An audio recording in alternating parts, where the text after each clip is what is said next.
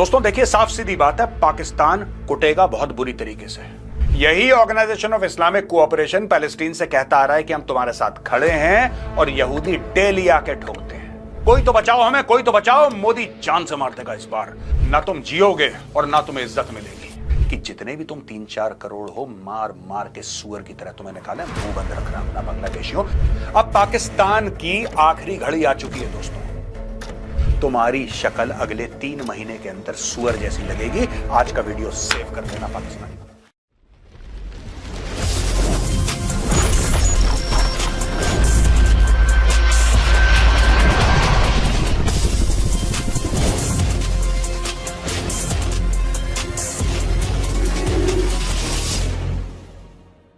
जय हिंद दोस्तों, मैं हूं मेजर गौरवारी और आप देख रहे हैं द चाणक्य डायलॉग्स। दोस्तों, एक बहुत पुरानी कहावत है कि जब गीदड़ की मौत आती है वो शहर की ओर भागता है। पिछले कुछ दिनों में पाकिस्तानी मंत्रियों ने कुछ डायलॉग मारे, वो डायलॉग मैं आपको सुनाना चाहता हूं। अगर सिंधु नदी में पानी नहीं बहेगा तो भारतीयों का खून बहेगा। बाबरी मस्जिद की पहली ईंट एक पाकिस्तानी फौजी लगाएगा और पहला अजान उसमें पढ़ेगा जनरल आसिम मुनीर, पाकिस्तान का सिपह सालार। हमारे पास 170 न्यूक्लियर वेपन है और 170 के 170 भारत के ऊपर हमने पॉइंट कर रखे, हम फायर करेंगे। इतने हिंदुओं को मारेंगे, इतने हिंदुओं को मारेंगे कि उनके क्रियाक्रम के लिए लकड़ियां तक नहीं मिलेंगी।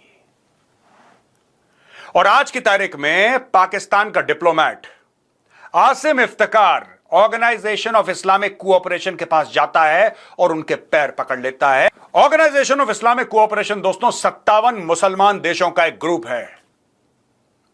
उसके पास गया और सामने लेट गया। आसिम इफ्तिकार जो कि एक एम्बेसडर है, कहता है कि भाई भारत अटैक कर देगा, India will attack, India is an irresponsible power. Bharat attack कर देगा तो पूरा जो खित्ता है उसमें तहस नहस हो जाएगी।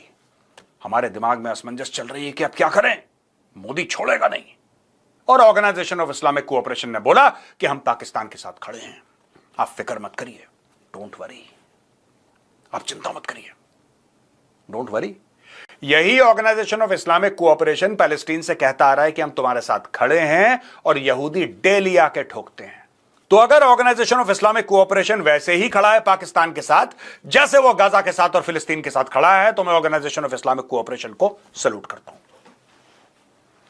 दोस्तों देखिए, साफ सीधी बात है, पाकिस्तान कुटेगा बहुत बुरी तरीके से। अब पाकिस्तान की आखिरी घड़ी आ चुकी है दोस्तों। और जो आप सोच रहे हैं ना, मैं आपको आगे की भी खबर बताऊंगा, लेकिन जो आप सोच रहे हैं कि नहीं एक मिसाइल मारी, एक बम मारा, नहीं यार, नहीं। उन्होंने आपके 27 मारे, अगर आप उनके 270 भी मार देंगे तो क्या यह परमानेंट इलाज होगा पाकिस्तान का? बिल्कुल नहीं। पाकिस्तान को घेर के डिप्लोमेटिकली, इकोनॉमिकली, मिलिटरीली, पॉलिटिकली हर तरीके से पाकिस्तान को मारना है और लगातार मारते चले जाना है। और यही बात मैं मोदी जी से आज कहूंगा कि मोदी जी, इस बार पक्का इलाज करना, आप पक्का इलाज करना इनका, और इनका ऐसा इलाज करना कि इनकी पुश्तें याद रखें, इनकी आने वाली पीढ़ियां याद रखें कि हमारा इलाज हुआ था। इनका इलाज 1971 से भी ज्यादा भयंकर होना चाहिए। ये जो जिन्ना ने एक सांप का बिल पैदा करा है ना, अब इस सांप के बिल के अंदर नेवला डालने का वक्त आ गया है। पाकिस्तान का एम्बेसडर, अमेरिका वाला रिजवान सईद शेख यह कहता है कि ट्रंप साहब हमारी जान बचा लो, मोदी खा जाएगा हमें। प्रेसिडेंट डोनाल्ड ट्रंप, कुछ तो आपको करना पड़ेगा सर, आपको कुछ करना पड़ेगा। यह कहता है ट्रंप से कि ट्रंप साहब हालात बड़े खौफनाक हैं, डर का माहौल है, कभी भी भारत के टैंक पाकिस्तान के अंदर आ सकते हैं, सर आपको कुछ करना पड़ेगा, आपको रोकना पड़ेगा। यही लोग कह रहे थे कि इतने हिंदू मारेंगे कि क्रियाक्रम के लिए लकड़ियां कम पड़ जाएंगी। आज वही लोग ये कह रहे हैं कि सिचुएशन इज वेरी अलार्मिंग, कुछ भी हो सकता है, किसी भी वक्त जंग छिड़ सकती है। भारत हमसे बहुत बड़ा है साइज में, भारत पावर में हमसे बहुत बड़ा है, India is the biggest power, और ट्रंप साहब सिर्फ आप हैं जो भारत को रोक सकते हैं और कोई नहीं रोक सकता। आप रोकिए भारत को, क्योंकि एक बार भारत की फौजें घुस गई पाकिस्तान के अंदर, नाक से लकीरें खिंचवा देंगी। यह पाकिस्तान का एम्बेसडर कह रहा है अमेरिका में जो है, वो व्हाइट हाउस के चक्कर काट रहा है, वो इंटरव्यू दे रहा है, फॉरेन मैगजीन को, न्यूज़वीक को इंटरव्यू दे रहा है, वो इस अखबार को, उस अखबार को, वो कह रहा है स्टेट डिपार्टमेंट के गलियारों में कि कोई तो बचाओ हमें, कोई तो बचाओ, मोदी जान से मार देगा इस बार, मोदी के सर पे खून सवार है। रिजवान सईद शेख यह कहता है कि हम भारत के साथ नहीं लड़ना चाहते, भारत हमसे बहुत बड़ी शक्ति है और हम इतनी बड़ी शक्ति के साथ नहीं लड़ना चाहते। लेकिन यह भी कहता है कि पाकिस्तान इज्जत से मरना पसंद करेगा, बेइज्जती के साथ जीना पसंद नहीं करेगा। तो मैं उसको यही बोलना चाहता हूं कि बेटा, ना तुम जियोगे और ना तुम्हें इज्जत मिलेगी। यह सब तुम्हें तब सोचना चाहिए था जब तुम हाफिज सईद से यह कह रहे थे कि भारत के अंदर अटैक करो। अब कहां गया वो जज्बे वाली कौम? कहां है? मैं जानना चाहता हूं वो जज्बे वाली कौम कहां है? वो कहां है कौम जिसके मंत्री रात को 2-2 बजे उठ के प्रेस कॉन्फ्रेंस करते हैं और बोलते हैं कि भारत अटैक करने वाला है, आ गया मोदी, आ गया। क्या हुआ? लकड़ियां कम पड़ गई हिंदुओं के क्रियाक्रम के लिए कि वो ईंट ढूंढ रहे हो जिससे बाबरी मस्जिद की नींव रखी जाएगी? क्या हो गया? या खून नहीं मिल रहा हिंदुओं का कि सिंधु नदी सूख रही और उसमें हिंदुओं का खून बहा दें? या वो 170 न्यूक्लियर वेपन तुम्हारे गायब हो गए जो तुम भारत की छाती पर एम करके तुमने रखा हुआ? क्या हो गया तुम्हें अचानक? क्यों तुम्हारे एम्बेसडर पूरी दुनिया में जा रहे हैं, कभी चाइना का, कभी ओआईसी का, कभी अमेरिका का, कभी यूके का, सबका ये लोग सामूहिक पैर पकड़ रहे हैं, ये सबके पैर पकड़ रहे हैं, बचाओ। चाइना से कह रहे हैं बचाओ। ये पता है चाइना से क्या कह रहे हैं दोस्तों?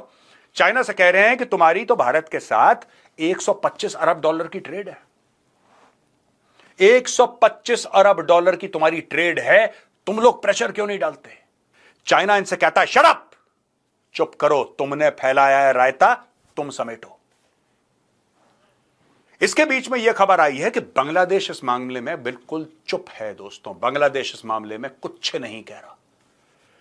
मैं बांग्लादेश के लोगों को कांग्रेचुलेट करना चाहता हूं। आप इस मामले में कुछ ना बोलें तो आपके लिए बेहतर रहेगा। पाकिस्तान को तो जूते पड़ने ऐसा ना हो कि आपको भी निपटा दिया जाए, क्योंकि आज से 53 साल पहले आप भी पाकिस्तान थे, है ना? तो इस वक्त बांग्लादेश कुछ मत बोलना, कुछ मत बोलना, चुपचाप रहना। बेटा रगड़ दिए जाओगे, फ्री में तुम पिट जाओगे, फ्री में पिट जाओगे। और इस वक्त मूड बहुत खराब है। एक जो कालापन है ना दिल में, एक जो दिल के अंदर जहर है ना, एक जुनून है, एक रेज है, ये भारत का माहौल है। अभी तो पाकिस्तानी निकाले हैं, अभी तो पाकिस्तानी निकाले हैं। ऐसा ना हो कि हमारे सारे राज्यों की और यूनियन टेरिटरीज की पुलिस इकट्ठा होकर और बीएसएफ और सीआरपीएफ इकट्ठा होकर सिर्फ एक काम में लग जाए कि जितने भी तुम 3-4 करोड़ हो, मार मार के सुअर की तरह तुम्हें निकाले। मुंह बंद रखना अपना बांग्लादेशियों, क्योंकि बेटा तुम बहुत बुरे नापे जाओगे अगर तुमने मुंह खोल दिया। ये जो बीच बीच में तुम्हारे लोग पहले कह रहे थे ना कि वो इस्लामिक भाईचारा है, ये भाईचारा निकल रहा था ना तुम्हारा, बेटा चारा रह जाओगे, भाई का तो पता नहीं है। मूड बहुत खराब है, तुम बीच में मत आना। पाकिस्तान पिटेगा, देखो पाकिस्तान को कुत्ता बना के मारेंगे हम लोग, कुत्ता बना के। और जब कुत्ता बना देंगे उसके बाद पाकिस्तान को सुअर बना के कूटेंगे।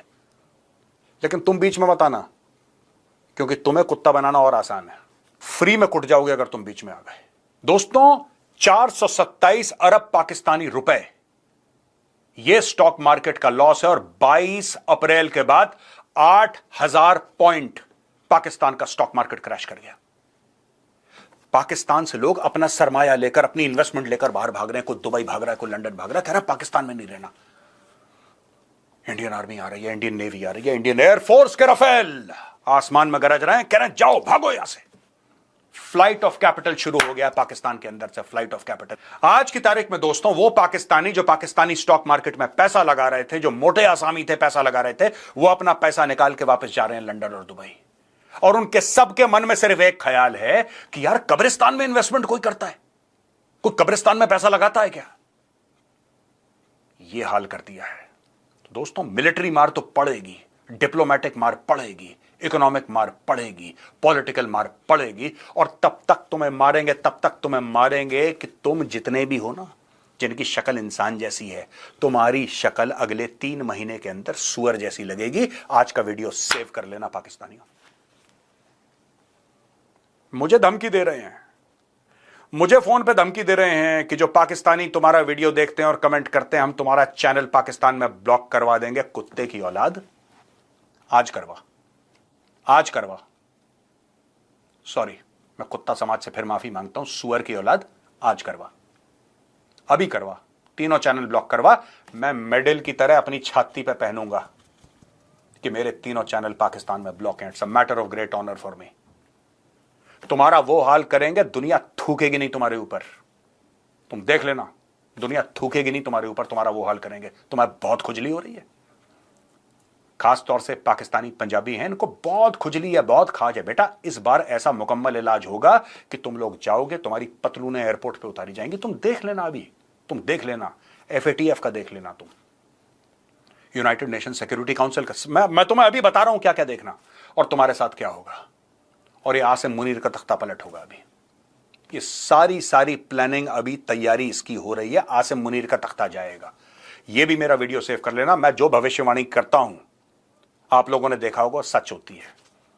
देर सवेर वो सच होती है। और आज मैं कहता हूं आसिम मुनीर का तख्ता जाएगा, शहबाज शरीफ की सरकार गिरेगी।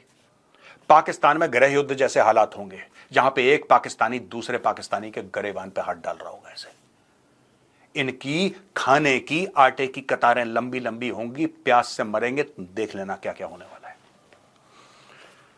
कश्मीर बनेगा पाकिस्तान, कश्मीरियों से नाता क्या, ला इलाहा इल्लल्लाह। तुम्हें बताते हैं तुम्हारा नाता क्या है, भी रुक जाओ। दोस्तों, पाकिस्तान ऑक्यूपाइड कश्मीर की यह खबर है कि 1000 से ज्यादा मदरसे वहां पे 10 दिन के लिए बंद कर दिए गए। और जितने भी मदरसे के स्टूडेंट हैं वो आतंकवादी हैं। एक्चुअली उनको स्टूडेंट कहना भी गलत होगा। उन लोगों को बोला है कि तुम जाओ, बंकर बनाओ, भारत आ रहा है। तो पाकिस्तान ऑक्यूपाइड कश्मीर में जितने भी मदरसे के लोग हैं, ये सब के सब गए हैं। 1000 से ज्यादा मदरसे बंद कर दिए और बोला तुम बंकर बनाओ। ये बंकर बना रहे हैं। उनको गधा भी बनाया इन लोगों ने। बोला है कि तुम गधे हो, तुम पाकिस्तानी आर्मी का एम्युनिशन उठाओगे। सब के सब वहां पे पूरी पाकिस्तानी फौज मोबिलाइज हो रही है, बॉर्डर पे आ रही है। पूरी पाकिस्तानी फौज बॉर्डर पे आ रही है दोस्तों। और ये अपना वेस्टर्न बॉर्डर खाली छोड़ रही है। बलोचिस्तान से ट्रूप्स हिलते हुए आ रहे हैं। इधर ड्यूरन लाइन से ट्रूप्स आ रहे हैं। खैबर पख्तूनख्वा के एरिया से पाकिस्तानी फौज लाइन ऑफ कंट्रोल पे आ रही है और इंटरनेशनल बॉर्डर पे आ रही है। और मैं अपने BLA के भाइयों को कह रहा हूं कि इससे बेहतरीन मौका तुम्हें नहीं मिलेगा। जो बलोच लिबरेशन आर्मी के मेरे भाई हैं, जो पश्तून मेरे फ्रीडम फाइटर्स हैं, जो बलोच फ्रीडम फाइटर्स हैं, ये आपके लिए गोल्डन अपॉर्चुनिटी है। गोल्डन अपॉर्चुनिटी है। ठोको इनको, पकड़ पकड़ के ठोको। और सिर्फ बलोचिस्तान में नहीं, और आगे। ये जब तक इनको ठोकोगे नहीं, इनको पता नहीं लगेगा। वहां पे राजनाथ सिंह जी की बात होती है, पीट हेग्सेथ जो सेक्रेटरी ऑफ डिफेंस है, और अमेरिका कहता है कि हम आपके साथ खड़े हैं, डोंट वरी, डोंट वरी। सिर्फ दुनिया का एक ही चिंता का विषय है कि पाकिस्तान भी न्यूक्लियर पावर है और भारत भी न्यूक्लियर पावर है। कहीं ऐसा ना हो कि न्यूक्लियर कॉन्फ्लिक्ट हो जाए। यही स्टोरी पाकिस्तानियों ने बार बार घुमाई थी कि न्यूक्लियर हो जाएगा, न्यूक्लियर हो जाएगा। आज की तारीख में दुनिया पाकिस्तान की ओर थूक नहीं रही है, थूक नहीं रही है। दोस्तों, मैं आपको बता दूं, पाकिस्तान की 2 कौड़ी की औकात नहीं है। 2 कौड़ी की औकात नहीं है पाकिस्तान की। और बहुत इसने न्यूक्लियर गीदड़ भपकी दे दी। इनके 2 कौड़ी के पाकिस्तानी पंजाबी टीवी एंकर्स, मोटे मोटे अनफिट, वो आते हैं, वो बात करते हैं, और हमारे भाई ये न्यूक्लियर है, हमारे पास ये न्यूक्लियर है। ये फैमिली चैनल है, वरना तुम्हारे न्यूक्लियर का ना मैं बत्ती बना देता और फिर उसके बाद क्या करता तुम्हें पता है। तो ये बकवास आगे से मत करना। न्यूक्लियर न्यूक्लियर किसी को 2 रुपए का फर्क नहीं पड़ता बेटा। तुम्हारी तो चप्पल से पिटाई होने वाली है अभी, सबके सब। दोस्तों, आप देखना, सीपोर्ट की एक्सेस जाएगी। और अगले 15 दिन में एक और चीज मैं आपको बता रहा हूं, और वो काम भारत से होगा नेक्स्ट 15 डेज। आज 2 तारीख है, आप देख लो, 17 तारीख, 15 दिन खत्म होते हैं। पाकिस्तानी करेंसी की वैल्यू देखना, आप देखना। इनको हर जगह से मार। नॉट ओनली मिलिट्री, मिलिट्री एक ऑप्शन है, इनको हर जगह से मार। इनकी जो बची कुची कर्ज पे, भीख पे पली हुई इकोनॉमी है ना, वो कोलैप्स होगी। मैं 15 दिन की बात कर रहा हूं। 15 दिन के अंदर इनके करेंसी की वैल्यू देखना, ये कहां जाती है। इनके स्टॉक मार्केट की वैल्यू देखना कहां जाती है। देखना, ये जितनी भी लंबी लंबी की हिंदुओं के लिए लकड़ियां, बेटा, लकड़ियों का और क्या क्या उपयोग हो सकता है, ये एक हिंदू, एक भारतीय तुम्हें सिखाएगा। बस दोस्तों, आज का यही था वीडियो। इस वीडियो को शेयर करना, इसकी क्लिपिंग काटना और पाकिस्तानियों के मुंह पे मारना, ठीक है? कहना सुअर ये तेरे लिए गिफ्ट है। Okay, please do it. जय हिंद, वंदे मातरम, भारत माता की जय।